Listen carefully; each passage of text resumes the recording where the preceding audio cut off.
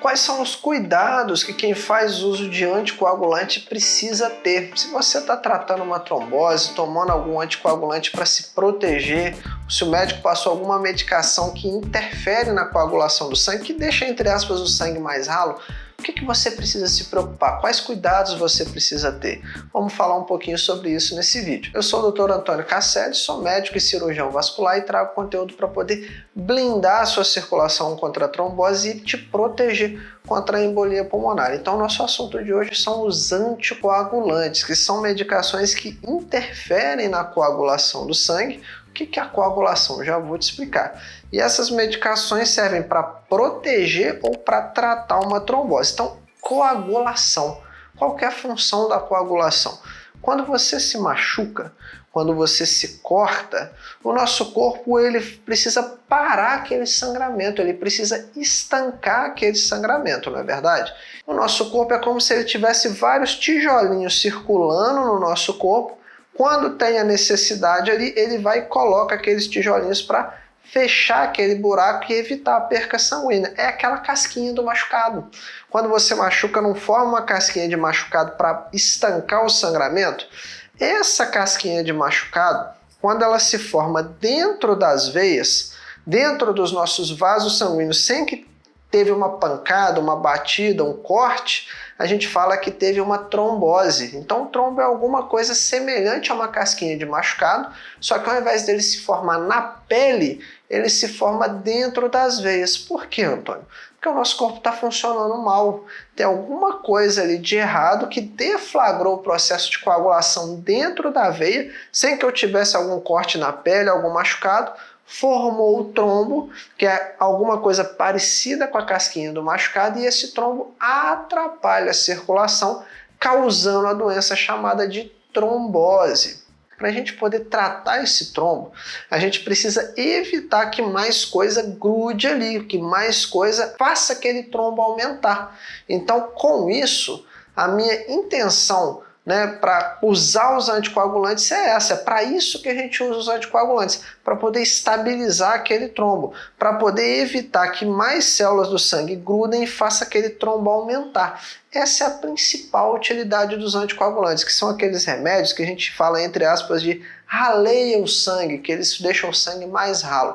Na verdade, quando a pessoa faz uso do anticoagulante, é bem verdade que se ela se cortar vai sangrar mais, concorda comigo? Por quê?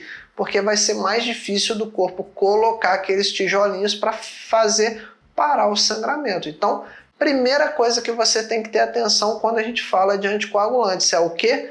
Não se machucar. Ter bastante cuidado para não bater a perna em algum lugar, para não pisar em prego ou usar calçado fechado, olhar onde você está andando para não bater na beirada da cama ou se machucar, evitar, por exemplo, bicicleta desnecessariamente, atividades radicais, andar de moto, não é verdade? Principalmente por quê? Porque a moto não tem segurança em volta. Você caiu, bateu, machucou, vai sangrar mais. Antônio, mas um raladinho pode sangrar dentro da cabeça, sangrar nos órgãos internos. Então, evitar esportes de contato, bater a cabeça quem está jogando bola, cabeceando bola. Luta, então, não é recomendado, pancada direta, pular de paraquedas, escalar, pular de bungee jump, nada disso é recomendado. Então, a primeira coisa que de cara você já, se você tiver aí, ó, sagacidade, já sacou de antemão, já percebeu, quem toma anticoagulante tem risco de sangrar se machucar, e por isso coisas que podem levar a esse desfecho, que é ferimentos, pancadas, quedas, colisões, já deve ser de cara evitado. Se você é uma pessoa muito ativa, já vai abaixando o seu ritmo, já vai tomando cuidado. Por quê? Porque sangrar dentro da cabeça é muito perigoso. Idoso, muito perigoso. Não deixa, se você tem um pai que está tratando uma trombose, uma mãe com limitação física, anda de andador, precisa de apoio, muito cuidado para não cair e se machucar. Então, de antemão, isso já é uma orientação que serve para qualquer pessoa que está fazendo uso de anticoagulante. Agora eu vou ser mais específico. Agora eu vou entrar no detalhe dos anticoagulantes. Então, vamos lá. Nem todo anticoagulante é igual, tá certo? Existem classes de anticoagulantes. Vamos dividir em 3 classes. A primeira delas são os injetáveis. tá bom? A gente vai falar sobre eles. A segunda classe são os comprimidos chamados de cumarínicos, que é o Marevan, o Coumadin, que é a varfarina. E a terceira classe nós vamos chamar de novos anticoagulantes. Vou te dar um pouco mais de detalhes sobre eles. A primeira classe, que são os injetáveis, na maioria das vezes a gente usa só em ambiente hospitalar ou para a mulher grávida, tá certo? Por quê? Porque ela não pode tomar os outros dois comprimidos, ela tem que tomar essa injeção porque pode fazer mal para o bebê. Então são situações bem específicas. No âmbito hospitalar, o médico, o enfermeiro e toda a equipe já toma cuidado com algumas coisas lá para você fazer o uso da medicação com segurança. Em casa, para a mulher grávida que vai fazer o uso dessas medicações injetáveis, só tem que ter cuidado, por exemplo, com os locais de administração. Como é um anticoagulante injetável, a maioria das vezes formam hematomas grandes. Então usar um gelinho no local, evitar fazer muito esforço no local onde você fez a aplicação, são coisas bem simples, mas que evita problemas.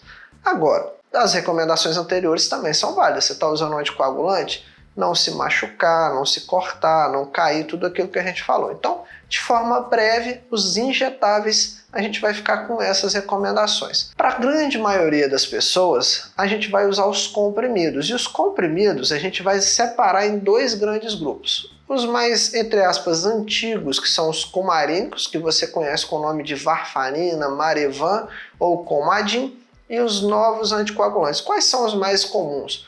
O Xarelto, que é a rivaroxabana, o Pradaxa, que é a dabigatrana, e o Eliquis, que é a apixabana. Talvez se você já tratou uma trombose, talvez você conheça algum deles. Se você nunca tratou, talvez você tenha ficado um pouquinho perdido. Não tem problema. Me acompanha aqui que você vai entender. Por que eu separei em dois grandes grupos? Porque esse primeiro grupo que eu falei, dos cumarínicos, a gente precisa fazer exame de sangue para eles. Por quê? Porque eles alteram tanto a coagulação que eles podem ficar ou muito forte, causando risco de uma pessoa apresentar sangramento, ou eles podem ficar muito fracos e a pessoa não está tratando nada, porque não está fazendo efeito nenhum.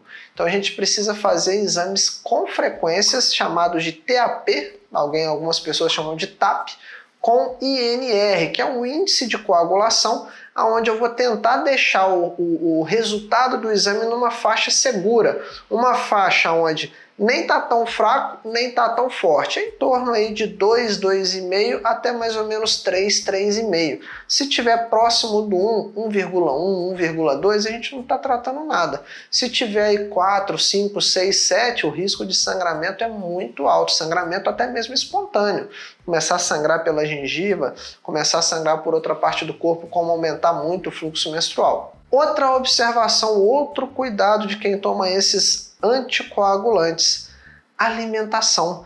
Tem vários alimentos que interferem, como folhas verdes, vários remédios como antidepressivos, antipsicóticos, antibióticos que interferem com os cumarínicos. Então é importantíssimo fazer o controle regular do exame de sangue. Se você usa Marevan, Coumadin, varfarina e não faz exame de sangue pelo menos aí uma vez por mês, tá muito errado. Tá muito errado porque você está se expondo a riscos. Risco da medicação não está fazendo efeito nenhum, não está tratando nada, e risco de estar muito forte e você nem sabe. Só vai descobrir quando der algum problema, algum sangramento importante. Tá, Antônio, e os anticoagulantes mais modernos, os novos anticoagulantes, quais são os principais cuidados? Tem uma notícia boa, que eles não precisam ficar fazendo exame de sangue com regularidade, porque eles não alteram tanto a função, né, da coagulação, mas também é importante aquela recomendação que eu te falei com relação a não se machucar. Toda a classe dos anticoagulantes, injetável, cumarínico e novos anticoagulantes, aumentam o sangramento, não é verdade? Então, assim, esses aumentam pouco menos, tá? Não são tão variáveis quanto os cumarínicos, mas de certa forma eles aumentam, só que nem tanto assim, então não precisa ficar fazendo exame regular. Você falou para mim dos cumarínicos, Antônio, que altera com folhas verdes, com alimentos laranjas como cenoura, antibióticos, etc. E os novos anticoagulantes, também precisam cuidar da alimentação? Já é o contrário. Os novos anticoagulantes, na maioria das vezes, eles não interferem com o alimento, não varia tanto a função deles, eles são mais estáveis e eles são até mesmo melhores absorvidos com o estômago cheio. Uma das recomendações, por exemplo, é usar rivaroxabana após uma refeição, porque ajuda a absorver os alimentos. Então, dos anticoagulantes, cada um tem a sua peculiaridade, a sua particularidade, onde eu preciso ter um pouco de atenção. Agora vem os antiagregantes. Você já tomou AS, aspirina, Somalgin Cardio? Então olha só, os anticoagulantes a gente usa para trombose venosa.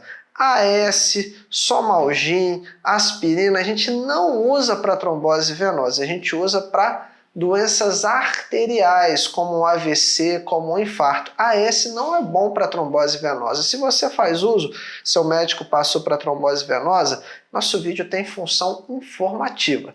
Não estou mandando ninguém parar de tomar remédio, não é isso. Agora, os anticoagulantes são medicações mais indicadas para isso. Por que eu falei um pouquinho para trombose venosa? Por que eu falei dos antiagregantes plaquetários? É muito comum a pessoa falar que o sangue está grosso e começar a tomar S, aspirina ou Somalgin. Na verdade, os antiagregantes eles são muito bons para tratar doenças arteriais, como o infarto e o AVC. Tratar não, para prevenir novos infartos e novos AVCs em pacientes com alto risco cardiovascular. Não é uma medicação que precisa ficar fazendo exame de sangue, não é uma medicação que vai alterar, eu cortei, tô vendo aqui, achei o sangue grosso, vou tomar essa. Gente, isso é super aleatório, isso não tem nada a ver. Então eu resolvi falar um pouco dos antiagregantes plaquetários para te lembrar de duas coisas.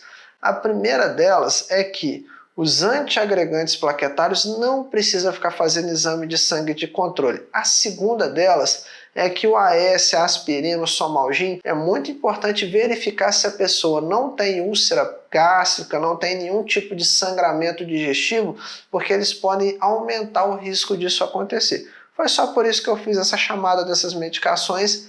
Não é para ninguém parar de tomar remédio, mudar de remédio sem a consciência do seu médico, sem o ok dele. E aqui também não é para ninguém tomar atitudes precipitadas. O que eu quero chamar a atenção é todas essas medicações que alteram a coagulação do sangue tem que ter cuidado sim para não se machucar. E se você ficou com alguma dúvida, procure o seu médico para poder tomar a decisão mais adequada. Se um remédio precisa trocar por outro, quais são as recomendações, siga as orientações direitinho que o seu médico te passou. Nosso vídeo ele tem um caráter informativo e a gente está falando de forma ampla, tá bom? Aproveita com sabedoria o conteúdo que você aprendeu aqui com a gente. Então, para quem ficou comigo até aí, gostou, aprendeu muita coisa legal, aprendeu muita coisa interessante nesse vídeo, deixa sua curtida, clica aí no joinha, clica no gostei para o algoritmo entender que tem muita informação boa, conteúdo de qualidade, informação médica, de forma que você conseguiu entender, que a gente conseguiu te explicar direitinho para outras pessoas também terem acesso a esse conteúdo. Para o algoritmo entregar para mais gente, com a sua ajuda, a gente alcançar mais pessoas e ajudar mais pessoas a se protegerem contra a trombose, contra a embolia, AVC, infarto e outras doenças circulatórias. Então faz a sua parte aí do outro lado. É só um clique. Clica aí no joinha, no gostei para esse vídeo ser entregue para mais pessoas.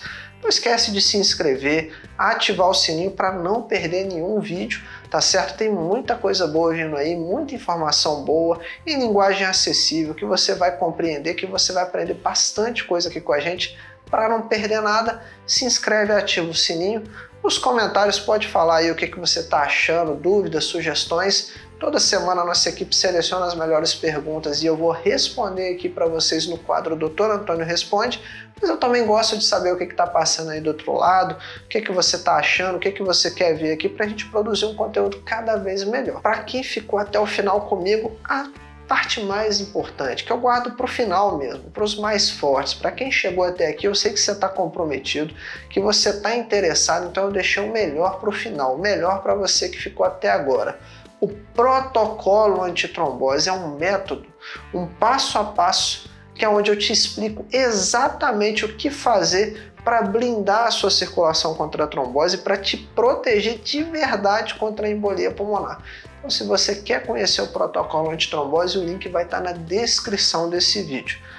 Clica lá para poder conhecer como que funciona isso e até o próximo vídeo. Eu te espero. Até logo, pessoal!